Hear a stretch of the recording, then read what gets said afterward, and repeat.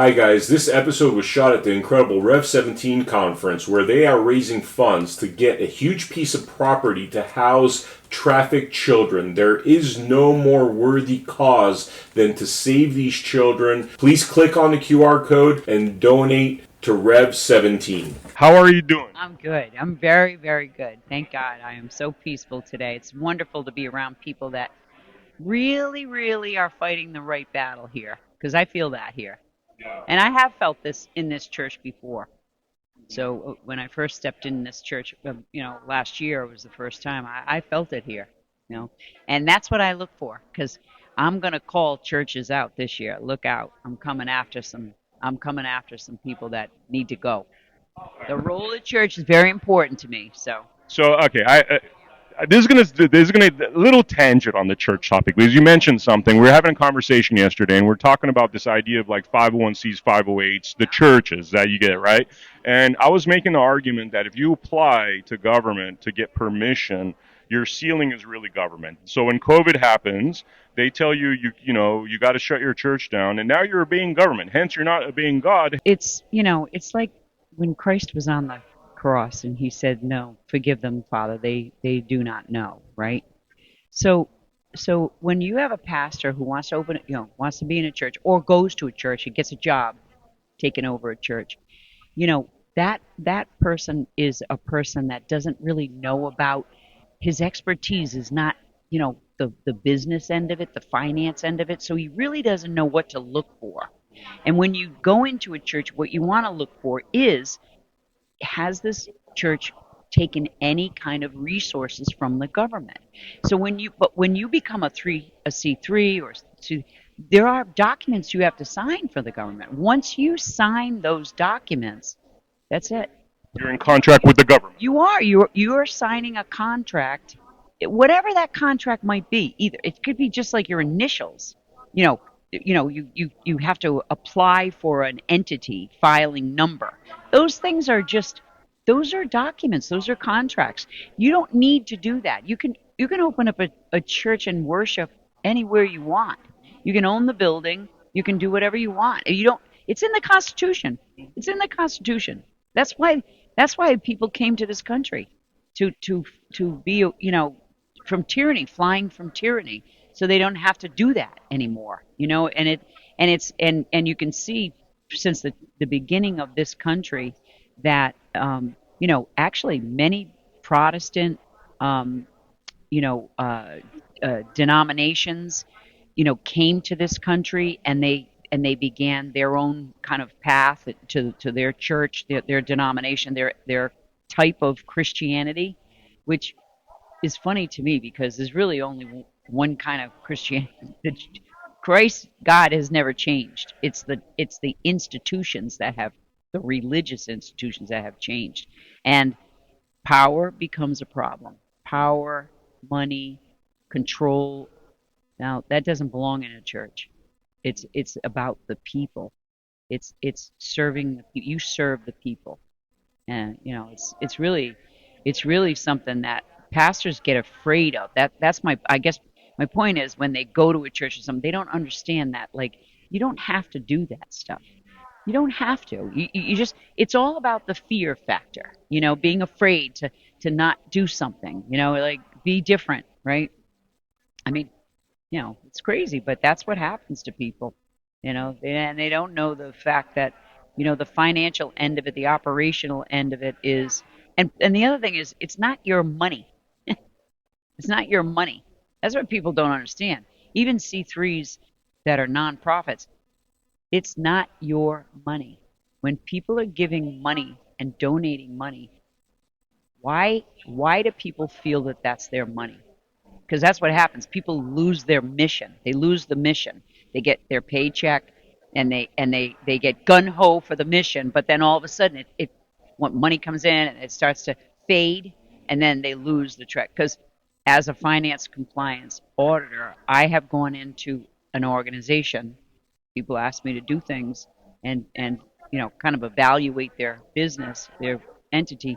And the first question I ask is, and I have the executives to the janitor, what's your mission? Just tell me what your mission is. in in just a couple of sentences. And when they can't talk to me, especially the executives, about their mission, and they don't get it, that's the first red flag for me, because they now have lost their mission. They're not working for the mission, and they're not working for the donors who are giving them money. How that's stealing money? That's stealing money. That's how I feel about it. You said something yesterday that really resonated with me. You had brought up how you are a warrior against what's happening with family law and CPS. And the reason that resonates so much with us is because we've done so many interviews with these horror stories. One of them, I could give you 1,000 horror stories, but let's talk about Jeff Younger. Jeff Younger, I don't know if you've ever heard of Jeff Younger, but he's a gentleman from Texas. His child, when he was 2 years old, the ex-wife decided to transition the child to a female. And then the Texas Texas or California's. so it started off in Texas, and then what they did is the judges said in Texas you can't do that. So what she did is she trafficked their child to California, which is a sanctuary state, and now they're changing this 12-year-old boy's name to a female name, and he's about to get castrated. And to me, that's the most horror story of all horror stories, because that's a dad who has no dominion over his children. So tell me about your fascination with really exposing what's happening with family law and CPS. Well, that's a big. But let me back up. We just won a big case in the Supreme Court that we were on, this Tennessee case, excuse me, and that's a big case. That's all this to stop this mutilation of children. That's going to be a case that we can use for the rest of this country. So that's a milestone of a case. And you can go to americasfuture.net and you can read in our law and policy all about that amicus brief and that case. That's a big case that we just won for the protection of children to stop this stuff. Okay, and so what I think about foster care and child CPS, I had this experience with it because of my own daughter, my middle daughter, who was married to a very, guy that was domestic violence situation and so forth. But he became an informant for the cops.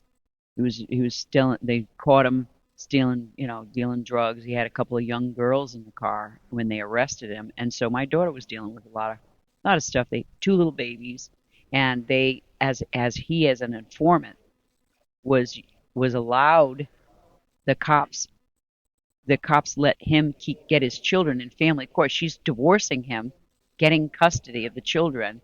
They ordered child support. This is family court, and all of a sudden he loses control of everything. He goes to the cops. They orchestrated a kidnapping of my two grandchildren so he could get the kids.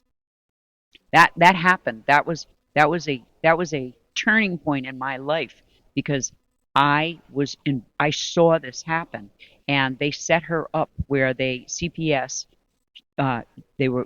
he had visitation for the children one weekend. The judge ordered visitation with his mother as a supervisor.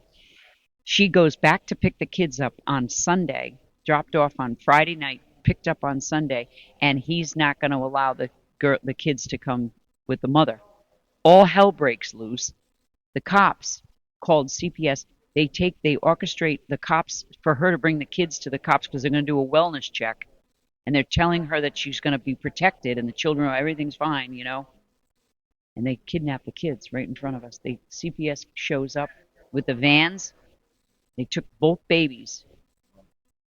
They were 8 months old. Took both babies out of her arms and stole those kids that night. And off they went. She didn't see those kids for 2 weeks. And it was all because he was an informant, and the cops were in on it, with the cops, the CPS, the family court, the judge. I mean, it was like the worst case scenario any family could ever go through, what I went through with my daughter. Not only as a grandmother, that my daughter was on her knees dying because the children were taken out of her hands. The suffering that I witnessed with her, but the suffering of the babies screaming bloody murder because they don't have their mother, and then taken away, and to a woman who was actually, we saw the kids 2 weeks later, and the woman was this little old lady, Jamaican, and the kid. Can you imagine babies being swept up away from their own mother and being thrown into a woman who they can't even speak English? She couldn't even speak English. I mean, it was horrible situation. And the fight began right then. They went after me. They went after my family. They went after my daughter, those children. They wanted the my daughter said to me one day, and I didn't believe her because I didn't know what she was talking about. She said to me, "Mom, they're trying to steal my kids. They're going to take these children. They want these children because they were absolutely beautiful, two little boy girl little babies. They were absolutely beautiful little children." And I said, "No, they're not. No, they're not, Kristen. We're going to be all right. We're going to I get." mean, it's so evil that it just doesn't even resonate. It was extensive evil. It was incredible evil. And lo and behold, she was right. I mean, the problem that I see for families is that if it wasn't for me advocating and being by her side, she would have lost her mind. She would have committed suicide because her babies were taken. Her ex-husband's got them. She knew he was had problems. It was like everything just changed in a moment because this guy was an informant. And Rhode Island is like the crookedest little state in the whole country. It's a small California. You know what I mean? And I mean, it's communist up there right now. I was just up there. It's like there's people on the streets. There's so much drugs and so much trafficking going on out of all these homeless shelters. It's insane up there. And this is the CPS and the family court system. It's everywhere. And so it was just a fight and a battle for me to get through and to basically save my daughter's life and save my children's life, my grandchildren's life. And I don't know what she would have done. There's many people, women and men. Listen, I met men too. There were men that were married to, going through family court that were married to women who were alcoholics. And the abuser is the first one that calls the hotline, and they help that person because they can get more resources and money for that person. They intentionally put children with the abusive parent. Exactly. They get more money. It's all about the money and resources. So, I had, talks with many men that have no rights. In a state like Rhode Island, fathers have no rights. Like there's old laws on the book. That's something that, I always advocate that people do in local action is go look at your policies and your charters and go look at the family court. Go look at these things. You can change things. There's old laws on the books that, fathers need to have rights too. I mean, they don't, but and they intentionally take fathers' rights away from them too. This is a thing that, this society has done. It's to belittled men. They're not important in the family unit. That's a lot. That's BS. Fathers are very important to children's lives, and we need to embrace men and get them back into their kids' lives. We really do. It's sad. I mean, marriage rates are pretty much non-existent nowadays because the whole Me Too, this whole third wave feminism, I think really has scared a lot of men and women from entering marriage because then really what you're doing is giving dominion to the government. Let's talk a little bit about that part because what I see is we have constitutional law, stems from there's a biblical lineage, and then there's this statutory law, admiralty law, which they use to basically counter. It's like the inversion of God's law. It's like, in my opinion, if I look at the law of what statutory law is, it feels like the introduction of Luciferianism, the inversion of God's word, to do things like this. Because if you look at the Constitution, life, liberty, property, pursuit of happiness, children are theoretically, and I know this probably might not sound great for the woke crowd, but they are property until they're 18. Right. Right. I mean, what do you say about the effect of these laws that they put in place, really to introduce tyranny against the people? Yeah. Well, it started. If people, really think about the founding fathers and they were running from tyranny, right? And they discovered this beautiful land and they researched. They did their due diligence through the intercession of the Lord. This nation was given to us by God, and we have a duty, and we have a mission, and He didn't just give it to us, and there's no attachment. We have an obligation to God to continue to do His work, and that's based on the biblical teachings. It's biblical.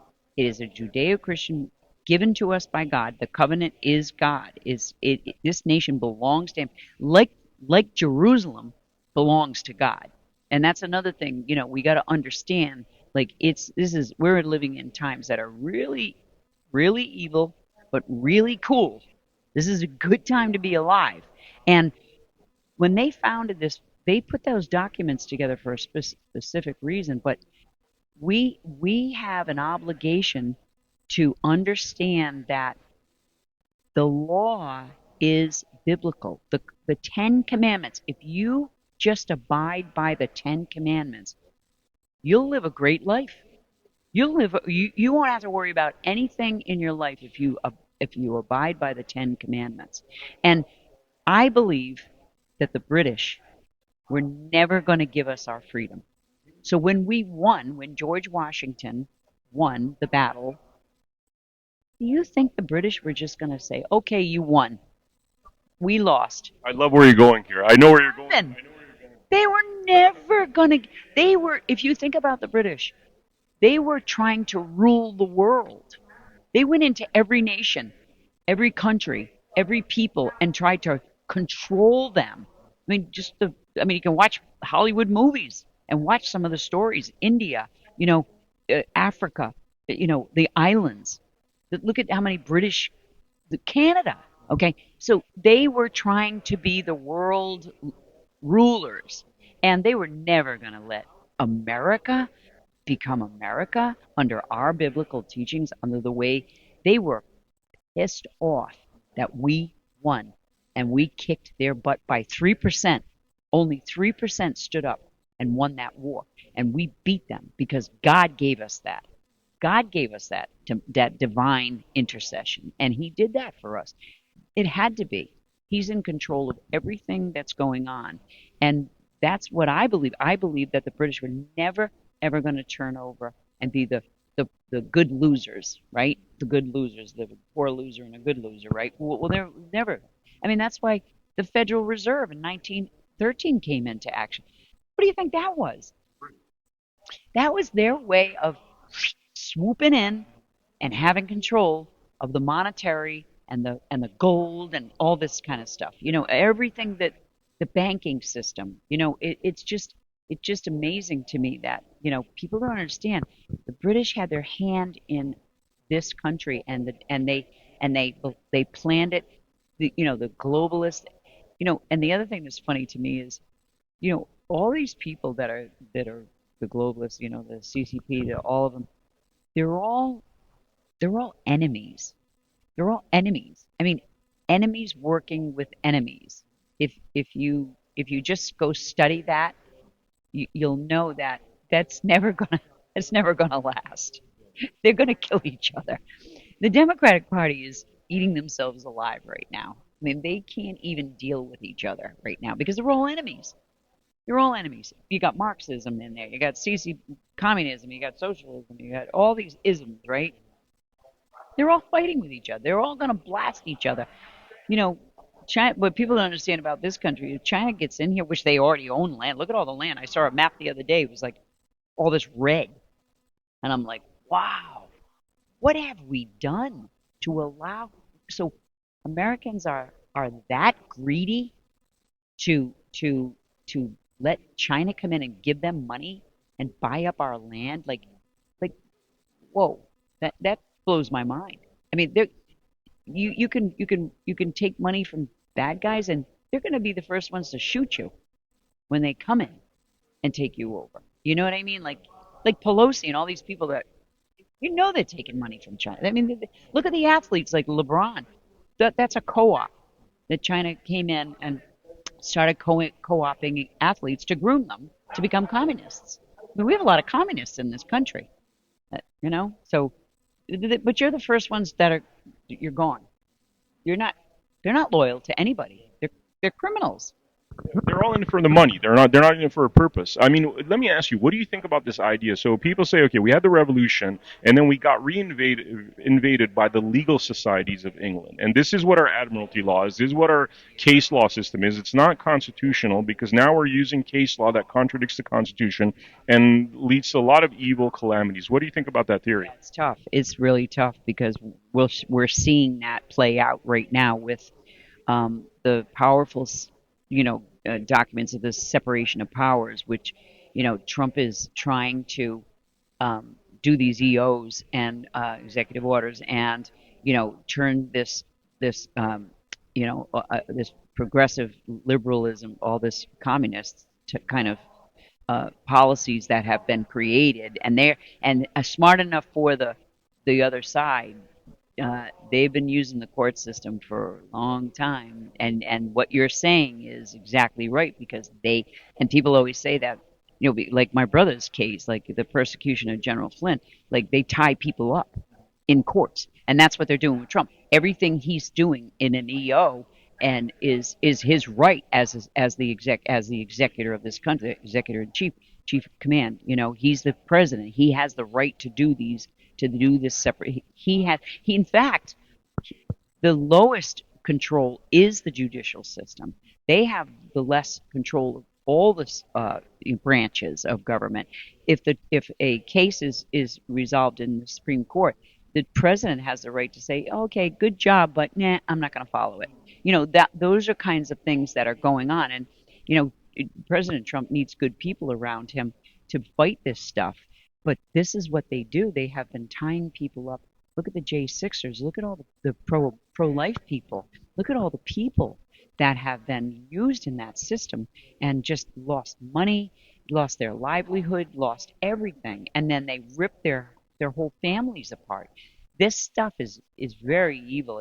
It's wrong. I mean, it's a system that has been being created over time. I mean, George Soros knew exactly what he was doing when he went in and put DAs in and AGs. AGs hold a lot of power in our country. Look at all the AGs that I mean, my brother's judge, this Sullivan guy, he turned into, being a prosecutor and a judge. He was going to try my brother as a prosecutor when they dropped the case. Like, these judges they're bad. These are bad. These are people that are anti-American. They hate this country, and we have that. I mean, this is where they fought first, was the judicial system. It's what I did when I took America's Future over. That's one of the things that I decided that we better do. And I found a great team of lawyers who are very constitutional, that know the ins and outs of Washington and the corruption. And that's what we did. We started fighting.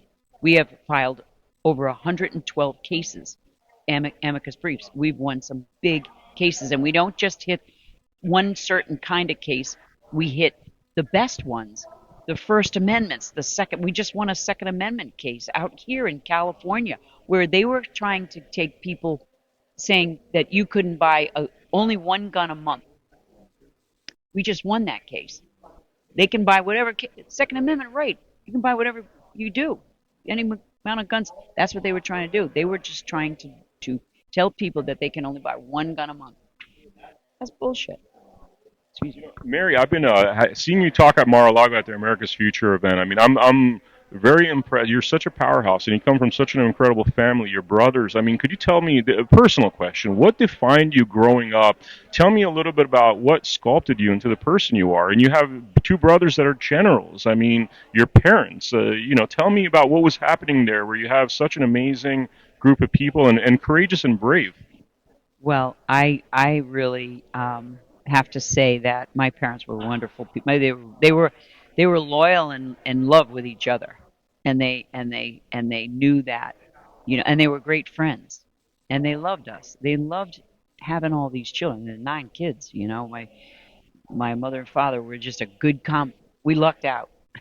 We had a good combination of two parents. My mother was a fighter for children. I spoke about that last night, and I really attribute her brilliance and her fight for children in my life, and faith. So somebody, she was always praying when my father was always trying to control, the craziness of us because we were crazy kids. I mean, we were crazy kids. We surfed. We were out surfing 10, 14-foot waves, like nuts, like nutty kids jumping off bridges. Like we were swimmers. We were just kids that were crazy kids. And I don't know how they ever did it. I don't know how they ever did it, my mother and father. But I attribute the fact that I was born between these two. So I had five brothers, and I was the seventh, youngest girl. And I do attribute the fact that these two boys protected me.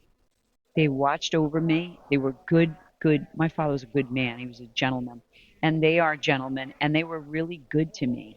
And I attribute my two brothers' um, competitiveness, tenacity.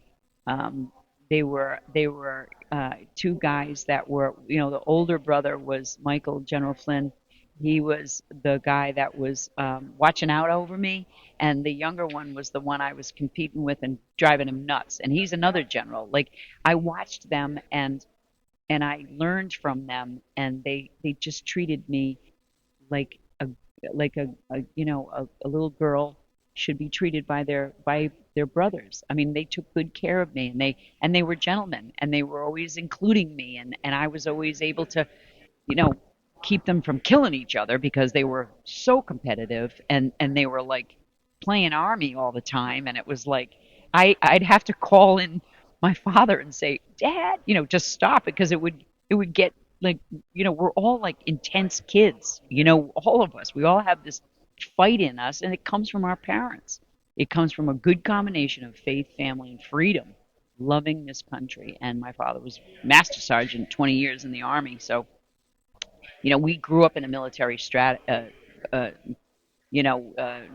a military kind of family. Like, we didn't call our mother, "Hey, ma," or "Yeah." When they call us, we have to say, "Yes, ma'am," "No, ma'am," "Yes, sir." My father put that. We had to with 9 kids, otherwise we would have been out of control. I mean, there had to be some kind of a military order to us, and but it was great. There's nothing like the military. I mean, military is amazing. And I don't know, I just contribute a lot. Our parents taught us loyalty too. Like, what is loyalty? Being loyal friend, being a loyal sibling, being a loyal parent, being a loyal person. Loyalty is a big character in the Flynn family. Loyalty, and we will stick by you all the way. I got a sting to me, so if you cross the line with me, I'll I'll my sting is bad because I don't I don't put up with that. I don't put up with, like, don't lie, cheat, and steal. Don't do that to me. If I give you my all, I expect the same. And when it happens, and I've had it happen. I've had it happen a lot with being around my brother. I hadn't seen him in like 35 years because he was away in the military, and when I started working for him, I I know spiritual warfare. He knows warfare.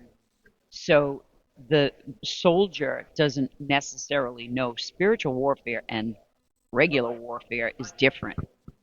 And I know that I saw people um, around him that were not good in this spiritual thing, putting their hands on him, praying him. I mean, I saw his personality. I saw him, because he's such an intense, good guy that, I think that was a learning curve for us. Is that my mother was a prayer warrior, so I got that young.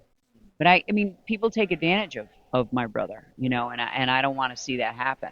And that's kind of like why they call me the bulldog, pretty much, because I can see it.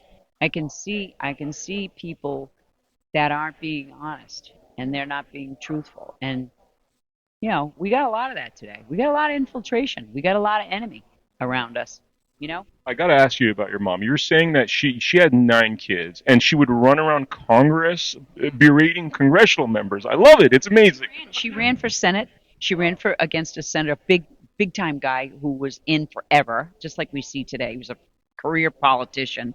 Oh, my mother was up against senator, she would call them out. Now this is a woman who had 9 children. It was a man's world too. Like there wasn't a lot of women running for office.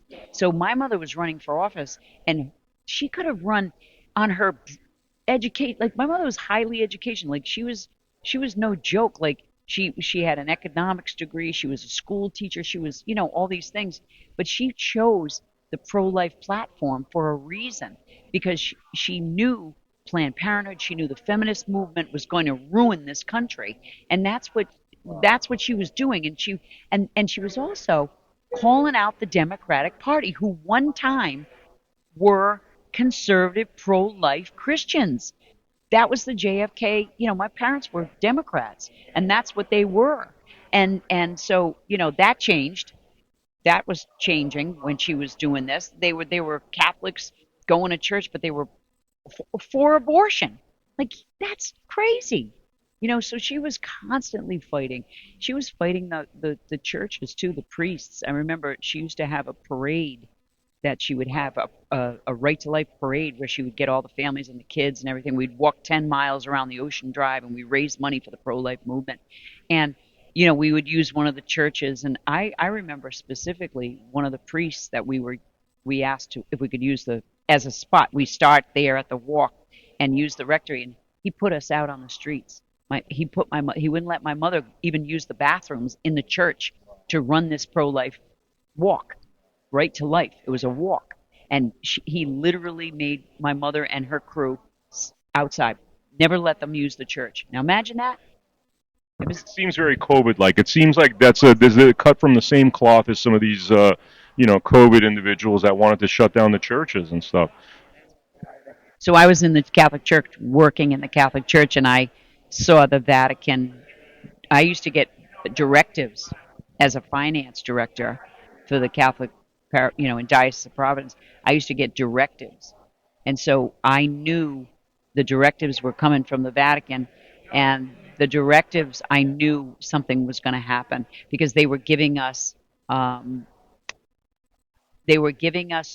of a sudden, they were giving us directives that, what if something happens? What if the churches had to be shut down? What if? And then here's how to handle it. Like they were making us do active shooter training, because there were people shooting churches, right? And they were kind of hyping that up in the Catholic Church. And so we started getting these directives on COVID, and I knew something was going to happen, because the way it was being presented to us. And then lo and behold, the priest came into my office, and the bishop had sent down. COVID pandemic came. We were going to do masks for 2 weeks. We were going to, deal with they had directives how to shut the churches down. It was unbelievable, because this is what they had planned. The Vatican was in on it. The Catholic churches, all the bishops in the United States were in on it, and they closed those churches. I literally had priests go on vacation. They collected $600 a week extra. I had to put my whole staff out on furlough. I fought with them, because I was the only one that kept that office. I said, I'm not leaving. I'm going to stay here, keep this office open, and you can do whatever you want to do. You fire me, all hell will break loose, because they stopped baptizing babies and they stopped anointing the sick. Those are two major sacraments that priests are supposed to do for their people. Well, they stopped doing it. I mean, people were calling up my phone, ringing it off the hook. Catholics, sadly, don't know how to read a Bible. So when they closed the churches, the Catholics went into depression. Many of them went into depression, and they would call, and they would just be, lost, because they didn't know what to do, because they've been going to mass every Sunday, and that's where they read script, or they hear scripture. Well, I remember having to tell them, just go find a quiet place in your house, pick up the Bible, and start reading it. Catholics have never taught how to just do that. That was sad. I saw that. I mean, like you are the church. Yeah, that's when I realized that, wow, what the Catholic teachings has done to the Catholic people is really sad. they've never given them the alternative plan to if a church did get shut down. Like there was no alternative. Like they never gave them another plan. You got to have another plan.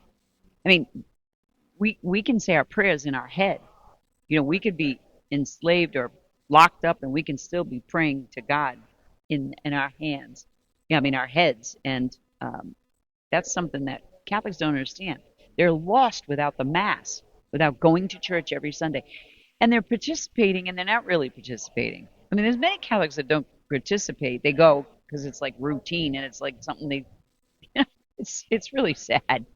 It's sad. It's sad to see that. But that happens in every church too, because the Protestants did the same thing.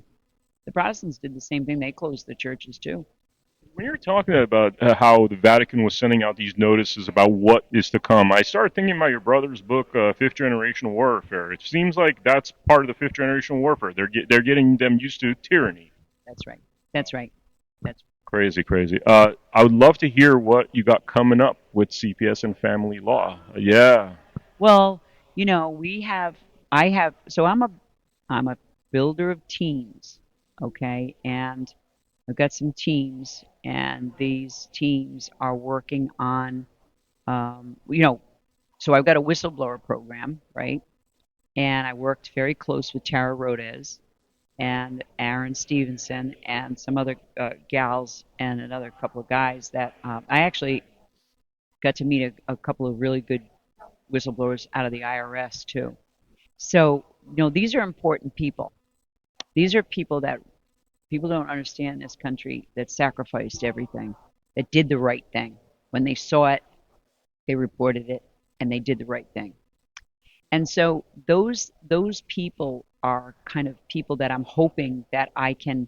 HHS is in big trouble right now. I mean, Bobby's doing the best he can. Honestly, he's really a good guy, and I appreciate what he's doing. But he's got people in the HHS that are that are bad people. There's a lot of built-in bureaucrats that was placed into that department, especially because you got to remember that's the department that was trafficking the children. Okay, that's Mallorca, who should be in jail right now. By the way, the guy should be in jail. And that was such a big budget. There was so much money going in and out of HHS that's where they put a lot of these really bad people. And I think he's up against this kind of stuff going on in that HHS. And I'm hoping, and that's CPS, that's foster care, that's the family court. They got control of that. So there's people that are working. Hopefully, we can grab the foster care, and we can do something to change that, because we really need to break it down. It needs to be gutted. It needs to be, we can. My whole thing as an accountant and a finance person, what you need to do is when you find corruption, you investigate it, you convict it, you indict it, and you prosecute, right? But you got to have an alternative going on at the same time where you build new systems, because we have to now build a new system out of this. And I'm hoping that the church, activating the role of church, the third book my brother did, which we're going to start activating across this country leading into the 2026, into the 250 anniversary, is the role of the church. That's going to be my big thing, and hopefully activating this is going to be a big deal. But I have plenty of teams that are working on foster care and CPS. The problem is there's a lot of infiltrators. There's people that are still sent in to do damage, and they do that. So we got to be careful, and we actually almost have to train people how to look for those people too, because it's just like we train people to look for children that are in distress or being trafficked. We got to do the same thing with people that are infiltrators, that are manipulating people, that are dishonest, but they say they're this, but they're not. And it's there's signs. It's common sense too. It's just that people can be very trusting.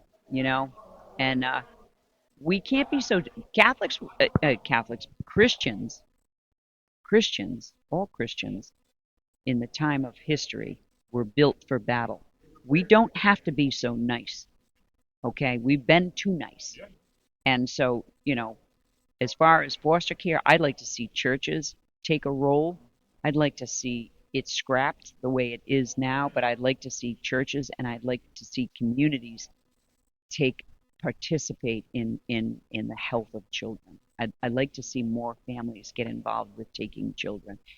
It- you know, we're having a problem with people with young women not wanting children today. There's a lot of children that need good families, good parents, good mother, good father. I mean, we already know that. I mean, it would be ideal to have a mother and father, but there's a lot of people that can do a lot of good to a child. One person can make a difference in a child's life, really.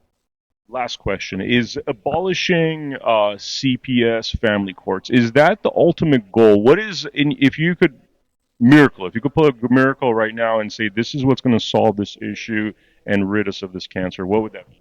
Well, a miracle would be, I mean, God can do anything, and that could happen.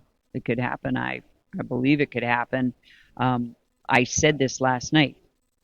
The kind of work I do, if one thing is missing or $1 is missing, then you got the whole thing, because that means there's something else there. Okay, and There's some back door. there's something, and so that's how I feel that the whole thing would be to gut the whole system. It would be, but you got to prepare for the new system too. You got to be realistic. You know what I mean? And that's why it would be really great that some of these people that are here, you know, are training associated recovery of children. They go around training everybody. They're training more advocates for children, like more people. We need people to become advocates, and I mean advocates for children. That's important. So we're building a system already. It's just that they're not recognized. We've got this. So CPS has a contract with every governor. Every state has a contract. Those contracts can be audited.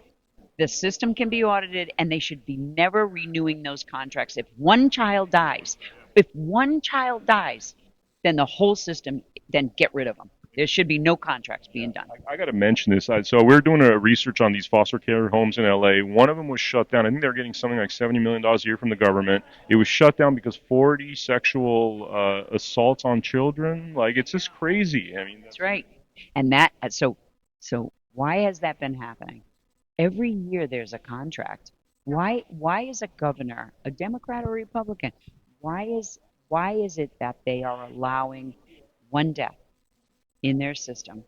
Why is that? I mean, it's not okay to have a child die in CPS custody. No, that should never happen. But I mean, it's these stories. What you're talking about, there's stories like that all over the country. So so this has been going on for decades. This is a build up. I think that the Lord is actually just exposing this. And I think that he's had enough of the death. And I really believe that he's had enough of the death. The death has We've done too much. We've killed too many children. We're at the lowest level of birth rate in the history of mankind right now. Every nation does not have enough children being born. That's disturbing. And that's disturbing. and it's family law and CPS that scares the crap out of people. That's right. That's exactly right. Because the government wants control of your children. And if you don't understand that that's right in front of everybody's eyes. I mean, we've lived in decades of this stuff. There's plenty of examples of this all over the country. I mean, people know in their community where kids are and family and divorces, who's got custody of kids. They all know this. So it's going on for decades. It's a buildup of, you know, where we are now. It's been going on forever. I mean, it's sad because it's just been there's so much death. There's just so much death, you know. And like my mother's been fighting, years and decades ago for babies. Look how many babies we've killed since that time. There's been just generations after generations of children that we've killed. And we all have a part in it too, by the way. Even if you don't believe in that, we still have a part in that. We're all humans. We all have to take responsibility for what we've done. So you're saying governor, by power of the pen, could abolish CBS? Yes, they can renew or sign contracts. That they have a contract, and it is up in front of the governor's office every year. Whenever that contract is coming to an end, they have to renew that. Oh yeah, this They is have to, or do they have the choice to say, you know what, there's so many crazy things? they have to renew it. I'm just saying to make it work, to do it, they have to renew it. And that's what they've been doing. They've been renewing contracts, CPS contracts, because it's a part of an agency. It's an agency, a part of our government. It's not our government, but it is a part of our government. It's an agency, right? Yes, they could. What governors don't stand up for that? I mean, who allows that to happen? One child. And by the way, they have immunity. That's another whole issue. That is so unconstitutional. Nobody on the planet should have immunity. No question. I mean, that whoever's saying, the judge that says that person has immunity should no longer be a judge, in my opinion. It's gotten so out of control with this immunity stuff. I mean, that's been going on in CPS forever. Is this immunity thing? I mean, I witnessed that when I was going through that stuff with my own children. I witnessed a CPS, a woman who was in the case, who actually I was sitting in a chair and she actually attacked me. She wanted to provoke me to hit her. Okay, this is how dirty these people are. And I calmly sat there, but she had total immunity. I actually went to the police and reported it, and they told me that there was nothing I could do. Okay, I mean that's the power of what they've given these people. They've given, and by the way, CPS has the power to for the to give a report to a judge that will determine who gets that child. And they use ad litems attorneys who are corrupt. Listen, there's only a few of them that are very good. There's a lot of corruption in them. And they determine. So the judge that's sitting on the bench in the family court system, which is a joke. It's a joke. It came from England. The family court system is a moat. It's a terrible court. It's a joke. They don't even do their job anymore. They don't even do their job. Now, you think a family court judge would talk to a governor about CPS? If they know how many deaths are coming, CPS, they know all about it. The judges know all about it. Why aren't they reporting to the governor? Why aren't they talking to the governors and telling them, like, no, we got a problem here? Because they don't care. Nobody cares. Nobody cares about children. Nobody cares about children. That's You where know we what I are. think needs to happen, as traumatic as this would be for the American population? All those Epstein videos need to go online, all of them. And I know it's going to be horror. And then I think what happens is when people see that, all of a sudden they start caring about the children because it's too far from their thought. Unless you show it to them, like we talk about these things, genocides and Holocaust. Until you see the genocide or Holocaust movie, you don't really appreciate what that looks like. Or it hits you right in the face in your own home too. I mean, people have to feel it. You have to feel the pain, right? That's what I did. I felt the pain. But the Epstein stuff, all this stuff. Well, okay. Let me just give you an example. You're right. Absolutely, it should all be let loose on. Let the public see everything, right? But the pro-life movement did that back in the day. They couldn't get anybody to understand what abortion was doing, and what they did was good enough for the National Right to Life movement. If you remember, they started showing the baby parts. Okay, that changed everything. That was a game changer. Bring one up. Remember the Truth campaign of the '90s, which was about cigarettes? They started showing like people with like with these electronic voices, and That's right.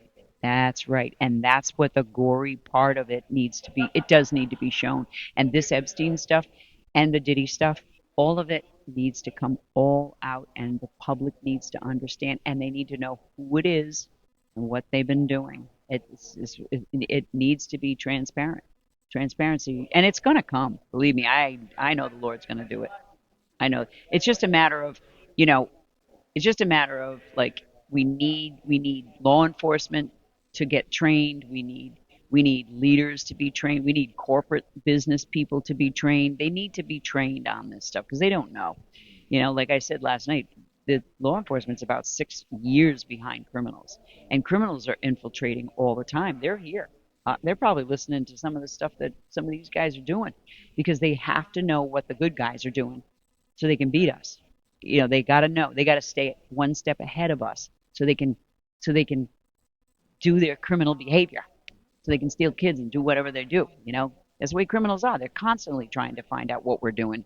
The technology, the AI, the technology is blowing people's minds. AI is extremely dangerous, but it has a good side.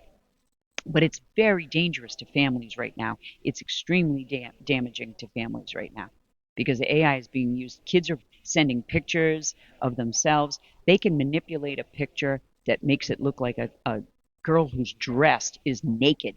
You know what I mean? Like they can manipulate things and then they can sell the images. They can put two people standing together, two kids, and they can make them look like they're in an act. You know what I'm saying? Like it's very very serious, and then they sell them, and then your pictures everywhere, and the dark web needs to be shut down. It's just unbelievable that is allowed. Every single person that downloads anything like that should be immediately arrested, thrown in jail. They're like a menace to the public. Absolutely, absolutely. This is amazing, Mary. Thank you so much. It's amazing to have such a warrior. I mean, the whole family lost CPS thing is so close to our heart because we've heard so many horror stories. And thank you so much for the incredible work you're doing. Thanks for reporting it. Keep reporting it because they need their voices. They need to hear their people need to hear their voices. They're out there too. So keep doing it.